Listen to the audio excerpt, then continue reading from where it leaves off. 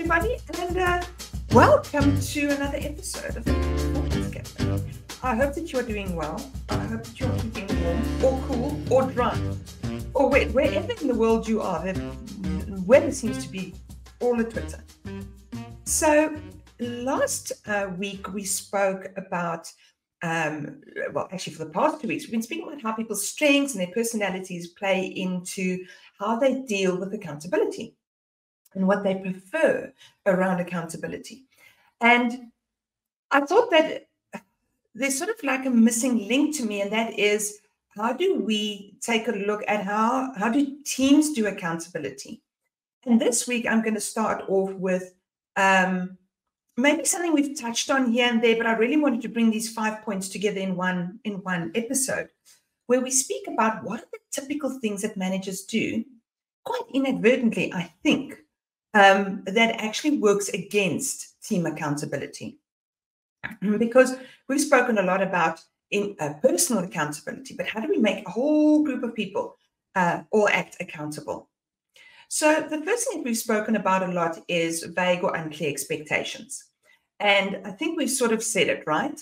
If you don't know what you need someone to do and you can't express it to them in a way that creates mutual understanding, it's going to go lost.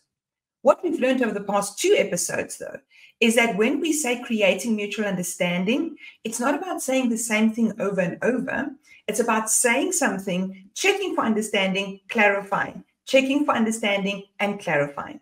So this way, the person actually gets the opportunity to ask questions, make meaning, really make sense of what's going on, understanding where this fits into the bigger puzzle pieces. Why is this meaningful? Why is this purposeful?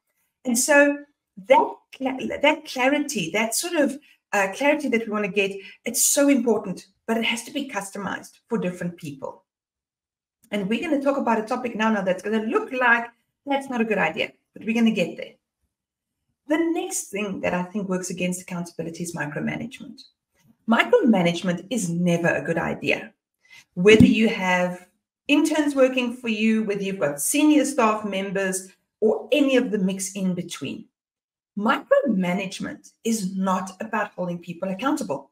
Micromanagement is about, I don't trust you, and I don't think that you're going to do this well on your own. Now, I don't know about you, but if you've ever had that message sent to you in life, it really sucks. I mean, really, there's no better technical term for it than it sucks. So what's important here is don't micromanage. Find ways to connect, find ways to check in on progress, but don't make people feel like they're not trusted, that they have no right to autonomy, and that basically they cannot do things on their own. You know, I often make reference to it over the years. Any of you have watched a couple of these videos will see managers will come and say, why can't my people just, behave like adults? And I'd say, well, are you treating them like adults? And an adult you will trust and give some autonomy to. I get it, right? Someone's new in the organization or they're very young. They need some help. They need some training wheels. Is that support or is that in shackles? Micromanagement, shackles. Support is, do you understand this? Can you tell me what you need to make this happen and how you envisage doing it? And how can I provide the support that you need? Next up, we've got inconsistent or unfair treatment. Now, this one's a bit of a doozy, right? So let's just quickly go into what is unfair treatment, because I think or inconsistency in treating the way we treat people, because I think there's a little bit of a hiccup that's crawled into this. If I have 3 different people in my team, they're all 3 different ages, we're representing both genders or non-binaries, we are representing different backgrounds. We are representing different races. The concept of treating someone consistently actually goes out the door. The reason for this is that each of those people, each bit of that diversity brings something to the organization that you can harness. So any form of diversity, instead of being a drawback that we've been taught, actually adds richness. I was having a conversation the other day with a young individual who is of color, And this person said, but I don't like speaking up. I'm an introvert. And we sort of spoke for a while. I said, you don't really give off great introvert vibes. What's going on? And she said to me, well, I'm young and I'm female. And I'm scared that if I put my hand up and I say something and it's stupid, I'll be judged for that.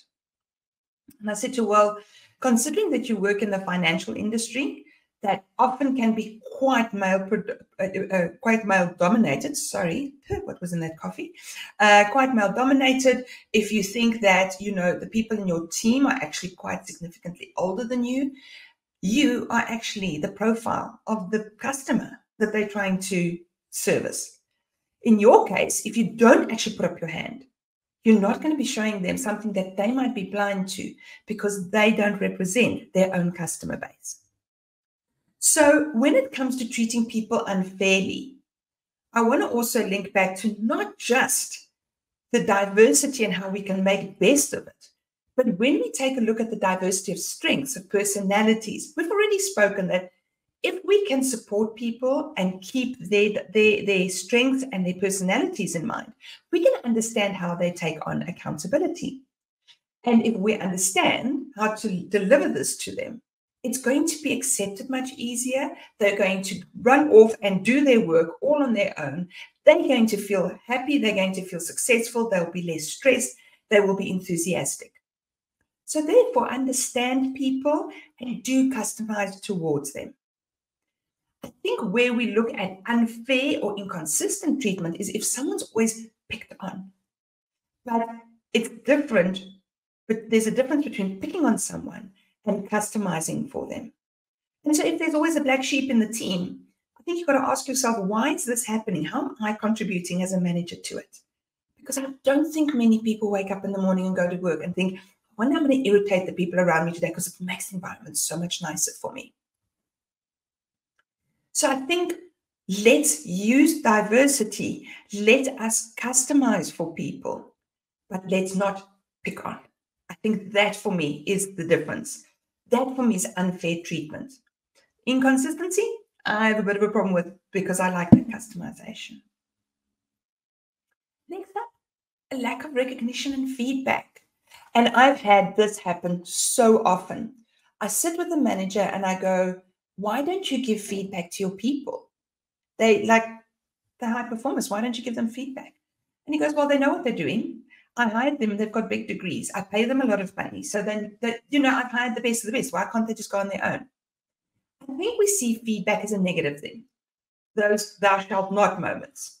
But you see, feedback can also be positive, where I like the way you did that means I must do it that way again. Where I like the way you did that means maybe we can all be more efficient if we do it the same way. How does the team learn from this? And so if we're not telling people exactly what we need from them and then reinforcing when they're doing it right, they never know when they're choosing right from wrong. So what we see very often is people don't give recognition and feedback. But what happens is when something goes wrong, then the feedback is there. Oh boy, is it there? And it's often too late, too harsh, and about something that cannot be fixed, which makes it fairly useless. So I navigate feedback in small steps, correct little errors so that things don't go off-piste entirely, and make sure to reward good performance. And not just once a week or at the awards dinner once a month or whatever the case is, but daily. Go, I like the way you think about that. I saw the way you did that. I think that's really useful. And use that language, right? Well done. It's great, but it has no data. Where well done, I like the way you formulated the report. Well done, I like the way that you spoke to the client. Well done, I like the way that you resolved the concern of your peer. That is information. It has data. From this we can learn and therefore positively reinforce. The last thing on this point, because I think I'm laboring it a bit, but I do love this so much. If you've ever been part of the dog training world, you will see that there is a big move to positive reinforcement where we lure the right behavior out of animals because we reinforce when they're doing stuff right. We actually ignore them when they're doing it wrong. Now, it doesn't quite work that way at work, right? You can't just ignore people that do things wrong. But it is possible to create a really strong foundation with all of those positive comments instead of only focusing when things go wrong. Lastly, ignoring the root cause of poor performance. I think so often it's about, did you do it? Did you not do it? Did you do it right? Did you do it wrong? I think it's really important for us to understand what happened in that. And it's not about blaming. It's about helping and providing support by fixing what caused it. You see, the interesting thing about it is that if someone does something wrong and they don't reflect on it and they don't understand where it went wrong, and even if they don't know that it went wrong, they've got nothing to work with. The moment that we give them information, we give them data and we say, okay, the way you formatted this report, I see the logic, but I would have preferred X, Y, Z, and this is why. It's easier for the client. It's the company template. It is whatever that case may be. They've got data, right? They can use it. But the next thing is, why are they doing it wrong? Was the brief incorrect? Were the systems not available to do it properly? Was there no template? And often when we fix the root cause, then the rest becomes better. So I would be very eager for people to sit and say, you did this wrong, but I'd really like to understand how your thinking process went so that we can provide the support to fix it next time, right? Or what processes you didn't have so we can provide it next time. I think that also helps you understand how that person best learns, how that person best creates meaning and understanding so that they can go forward. You put in your toolkit for point number 1, where you provide clarity when you're giving them information. Right? That's it for today. So I hope you've enjoyed the stream. And if you're looking for more, we record these. They go onto YouTube. They go onto Facebook. Then related articles can be found on our website, Perform Forward. And the live streams happen every Wednesday here on LinkedIn Live, Wednesdays 9:30 a.m. SAST, and that's GMT -2. And we'd love to hear if you have any questions. If you do, please leave a comment on one of your favorite social media's places of choice, and I will get back to you as soon as possible. Until next, I think I'm going to find a waiter. We need another cup of coffee. I'll see you next week at the Performance Cafe.